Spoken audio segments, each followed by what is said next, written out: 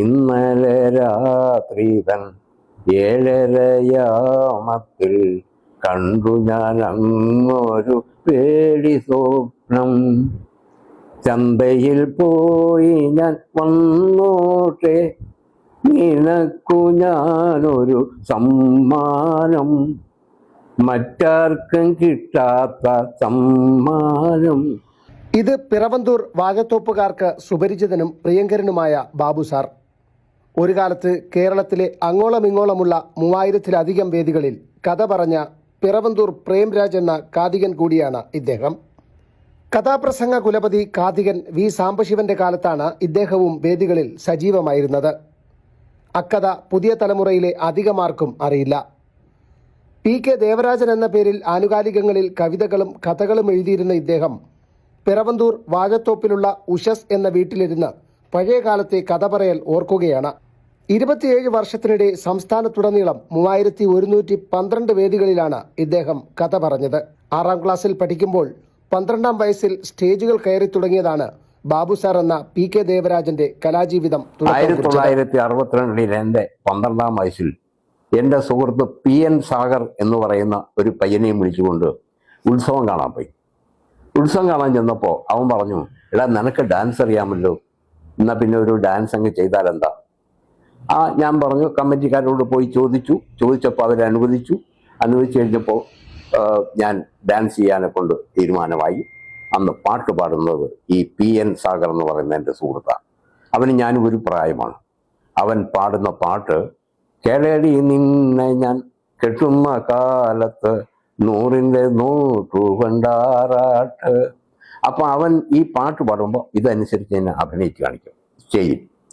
അപ്പൊ അന്ന് ഞാൻ കുട്ടിയാണെങ്കിലും അത്യാവശ്യത്തിന് പൊക്കമുണ്ട്, അവനും അതുപോലെ ഉള്ളൂ. അത് കഴിഞ്ഞ് പിന്നെ ഞങ്ങൾ വേറെ ഏതെങ്കിലും സ്റ്റേജിൽ, അപ്പം ഉത്സവ കമ്മിറ്റിക്കാർ പറഞ്ഞു അറിയാമെങ്കിൽ ഒരു ഡാൻസും കൂടെ ചെയ്യാൻ പറഞ്ഞു. അപ്പം ഞങ്ങൾ 2 എണ്ണം പ്രാക്ടീസ് ചെയ്തിട്ടുണ്ട്.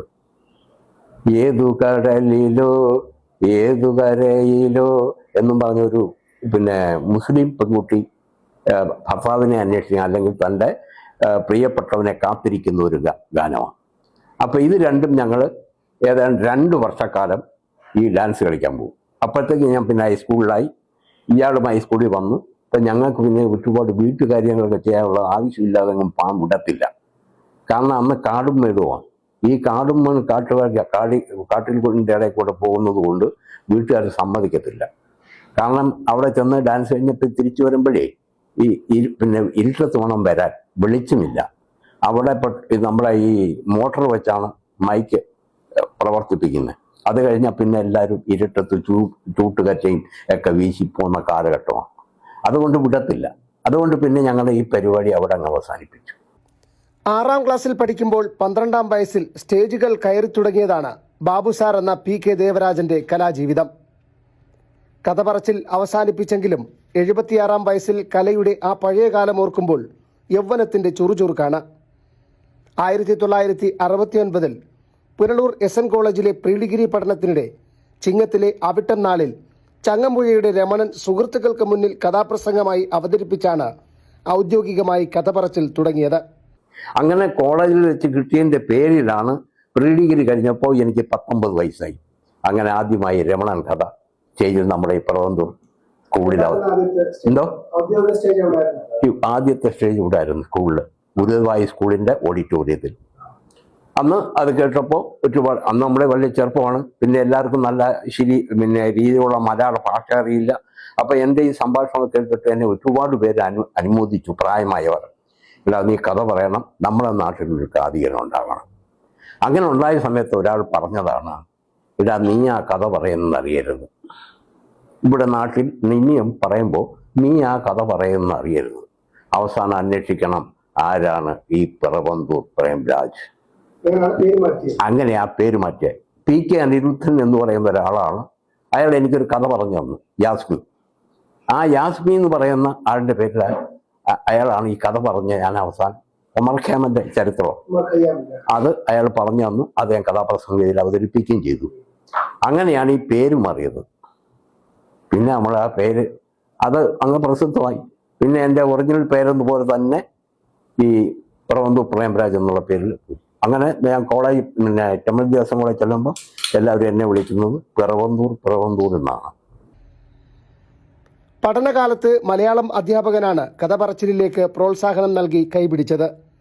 മൊത്തം 19 കഥകൾ പറഞ്ഞതിൽ സ്വന്തമായി എഴുതി സംവിധാനം ചെയ്ത 3 കഥകളും ഉണ്ട്. 1982 കുറ്റസമ്മതം, 1988 ക്രൈം, 92 ചിരിക്കാത്ത സുന്ദരി എന്നീ കഥകളാണ് സ്വന്തമായി ചിട്ടപ്പെടുത്തിയത്. ആ കലാകാരൻ ആ സ്ത്രീയുടെ അടുത്തേക്ക് ചെന്നിട്ട് അവളെ കൊണ്ട് വീണ്ടും ആ കഥ പറയിപ്പിച്ചു. അവൾ കഥ പറയാൻ തുടങ്ങി. ഒന്നും പറയാതെ ദൂരത്തറപ്പിച്ച കണ്ണുമായി ശർമ്മയിരുന്നു. ഒന്നും പറയാതെ ദൂരത്തറപ്പിച്ച കണ്ണുമായി ശർമ്മയിരുന്നു. പിന്നെയും റാണിതൻ ജീവിത ദുഃഖങ്ങൾ ഒന്നൊഴിയാതെ പറഞ്ഞു. പിന്നെയും റാണിതൻ ജീവിത ദുഃഖങ്ങൾ ഒന്നൊഴിയാതെ പറഞ്ഞു. ആ മനുഷ്യൻ അവിടെ നിന്ന് എഴുന്നേറ്റിട്ട് അവളുടെ അടുത്തേക്ക് നടന്നു കഴിഞ്ഞപ്പോൾ ആ പെൺകുട്ടി പറഞ്ഞു, സാർ, ഞാനൊരു പാവപ്പെട്ട പെൺകുട്ടിയാണ്, എനിക്കിപ്പോൾ ആരുമില്ല, എന്ത് ചെയ്യണമെന്നൊന്ന് അറിയാൻ വയ്യാതെ ഞാൻ പാടുപെടുകയാണ്, അത് അങ്ങക്ക് എന്നെ സഹായിക്കാൻ പറ്റുമോ? അയാളുടെ കണ്ണ് നിറഞ്ഞൊഴുകി. മോളെ, നിന്നെ സഹായിക്കാൻ എനിക്കിപ്പോൾ നിവൃത്തിയില്ല, പക്ഷെ നിന്റെ ജീവിത കഥ കേട്ടപ്പോൾ എൻ്റെ കഥ പോലെ തോന്നി, അതുകൊണ്ട് ഞാൻ നിന്റെ ഈ കഥ കേട്ടിട്ട് എൻ്റെ കണ്ണു നിറയുന്നു, എനിക്കൊന്നും ചെയ്യാൻ പറ്റുന്നില്ലല്ലോ മോളെ. പിറവന്തൂർ പ്രേംരാജ് എന്ന തൂലികാനാമം സ്വീകരിച്ചതിന് പിന്നിലും ഒരു കഥയുണ്ട്. എക്കണോമിക്സ് ആൻഡ് സ്റ്റാറ്റിസ്റ്റിക്സ് ഡിപ്പാർട്ട്മെന്റിലെ സാമ്പത്തിക സർവേ വിഭാഗത്തിൽ നിന്നും UD ക്ലർക്കായി വിരമിച്ച ഇദ്ദേഹം ഒരു കാലത്ത് സമാന്തര വിദ്യാഭ്യാസ സ്ഥാപനങ്ങളിൽ ഹിന്ദി അധ്യാപകനായും ദീർഘനാൾ പ്രവർത്തിച്ചിട്ടുണ്ട്. കഥാപ്രസംഗത്തിൽ ഗുരുതുല്യനായ വി സാംബശിവന്റെ മരണത്തോടെയാണ് 27 വർഷം നീണ്ടുനിന്ന കഥ പറച്ചിൽ അവസാനിപ്പിച്ചതെന്ന് ഇദ്ദേഹം പറയുന്നു. പിന്നെ ഈ കഥ നിർത്താനും കൂടി ഒരു കാര്യമുണ്ട്. 1996 ഞാൻ ഈ കഥാപ്രസംഗം നിർത്തുന്നത്. അന്ന് ഏപ്രിൽ മാസം 23-ആം തീയതി ഞാൻ ഏറ്റവും കൂടുതൽ ആരാധിക്കപ്പെടുന്ന ഘാതികൻ വി സാംബശിവന്റെ മരണം. അപ്പം നമുക്കൊരു ഹെഡ് എന്ന് പറയുന്ന ഇങ്ങാരുടെ പേരും പറഞ്ഞ് ഇങ്ങാരുടെ തളയില്ല നമ്മൾ കഥയൊക്കെ അവതരിപ്പിക്കുന്നത്. തുടക്കത്തിൽ ഞാൻ ഈ കഥ പഠിക്കാനെ കൊണ്ട് ഇദ്ദേഹത്തിൻ്റെ അടുത്ത് ചെല്ലുമ്പോൾ അന്ന് അദ്ദേഹം എന്തോ ഒരു കഥയുടെ ആരംഭം, അന്ന് അത് കഴിഞ്ഞ് അങ്ങാര് ജയിലിൽ പോയത്. അവിടെ ചെന്ന് കഴിഞ്ഞപ്പോൾ എന്നോട് പറഞ്ഞു, മോനെ, ഇപ്പം കഥ പഠിപ്പിച്ച് തരാനൊന്നും സമയമില്ല, ഞാൻ ഒരു കാലത്ത് തുടങ്ങും, ഇവിടെ പിള്ളേരൊക്കെ കഥ പഠിപ്പിക്കാൻ തുടങ്ങും, ആ സമയത്ത് നിങ്ങൾ വരിക, വന്നു കഴിഞ്ഞാൽ ഞാൻ പഠിപ്പിക്കാം. ഇപ്പം മോൻ ചെയ്യേണ്ട ഒരൊറ്റ കാര്യം എന്ന് പറയുന്നത് ഭംഗിയായി വായിക്കുക, അക്ഷരത്തെ തെറ്റില്ലാതെ സംസാരിക്കുക. അത് കൂടാതെ നിങ്ങൾ ചെയ്യേണ്ടതെന്നറിയോ, സാധാരണ ജനങ്ങൾക്ക് മനസ്സിലാകുന്ന ഭാഷയിൽ സംസാരിക്കുക. നിങ്ങൾ വലിയ സാഹിത്യവും ഇതൊക്കെ പറയാൻ നിന്ന് കഴിഞ്ഞാൽ പൊതുജനങ്ങൾക്ക് ഇഷ്ടപ്പെടത്തില്ല. അപ്പം പൊതുജനങ്ങൾക്ക് മനസ്സിലാകുന്ന ഭാഷയിൽ പറയണം. അതുകൊണ്ട് നല്ല ഭാഷയിൽ, നല്ല തെറ്റില്ലാതെ ഭംഗിയായിട്ട് വായിച്ച് കഥകൾ മനസ്സിലാക്കിയിട്ട് പൊതുജനങ്ങളുടെ മുന്നിൽ കഥ അവതരിപ്പിക്കാൻ അങ്ങനെ എന്നെ ഉപദേശിച്ചു. അത് തന്നെയായിരുന്നു എൻ്റെ ഏറ്റവും വലിയ സമ്പത്ത്. കാഥിക കുലപതി സാംബശിവനോട് കഥ പറച്ചിൽ പഠിപ്പിക്കണമെന്ന മോഹം പറഞ്ഞുപോയ അപൂർവ മുഹൂർത്തവും ബാബു സാർ ഇന്നലത്തെ പോലെ ഓർത്തെടുക്കുന്നു. 1969 മുതൽ 72 വരെ ചെമ്പഴന്തി ശ്രീനാരായണ കോളേജിലെ ഡിഗ്രി പഠനകാലത്ത് വിവിധ ഇനം കായിക മത്സരങ്ങളിൽ പങ്കെടുത്ത് കോളേജ് ചാമ്പ്യനായിരുന്ന കാലവും ബാബു സാർ ഓർത്തെടുക്കുന്നു. 1979 മുതൽ 85 വരെ പിറവന്തൂർ ഗുരുദേവ സ്കൂളിന് സമീപം ഫ്രണ്ട്സ് എന്ന പേരിൽ ട്യൂട്ടോറിയൽ കോളേജും നടത്തിയിരുന്നു. 2012 വരെ പ്രൈവറ്റ് ട്യൂഷനും നടത്തിയ ഇദ്ദേഹത്തിന് നിരവധി ശിഷ്യസമ്പത്തുമുണ്ട്. ജലസേചന വകുപ്പിൽ കല്ലട പദ്ധതിയുടെ സൂപ്രണ്ടായി വിരമിച്ച ജെ സുഷമയാണ് ഭാര്യ.